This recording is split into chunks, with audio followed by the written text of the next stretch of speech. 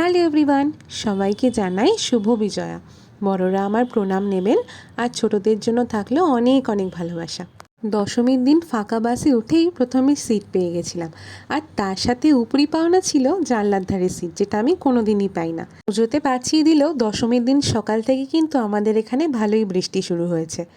সেদিন তো ঘুম থেকে উঠতে ইচ্ছা করছিল না, কিন্তু অফিস থাকলে তো যেতেই হবে। বাস থেকে যখন নামলাম তখন প্রায় বৃষ্টি ভালোই পড়ছে, আর এই রাস্তাটা দেখো পুরো জলে আর কাদায় ভরে গেছে। আর আমি হচ্ছি সেই রকমই কুড়ে প্রকৃতির লোক, যার ছাতা না খাটাতে পারলেই ভালো হয়, কিন্তু যেহেতু একটু জ্বর জ্বর ভাব ছিল আর ঠান্ডা লেগে আছে, তাই ছাতাটা খাটাতেই হলো। এবারে তোমাদেরকে দেখাবো আমার অফিসে কীরকম সাজিয়েছে। এটা হচ্ছে গেটের কাছে দুধারে দুটো শিবলিঙ্গ বানানো হয়েছে, আর সেগুলো থেকে কিন্তু জল পড়ছে।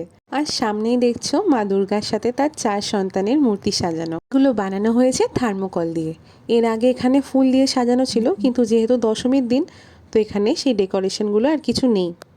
বন্ধুরা মিলে ঠিক করেছিলাম লাঞ্চে বিরিয়ানি খাবো, কিন্তু দুপুরে লাঞ্চের আগে জানতে পারলাম আমাদের সুপারভাইজাররা আমাদেরকে আজকে ট্রিট দেবে, আর সেটা হচ্ছে চিকেন বিরিয়ানি। তো এইভাবেই এখানে আমরা সবাই মিলে খেতে বসেছি। ওই পাশে আমাদের পুরো টিম বসেছে, সাথে ম্যাম বসেছিল, আর আমরা যেহেতু একটু লেট করে এসেছি আমরা এদিকটা বসেছিলাম। বিকেলবেলা বাড়ি ফেরার সময় দেখলাম আকাশটা পুরো মেঘে ভরে রয়েছে, আর বৃষ্টিও হয়েছে।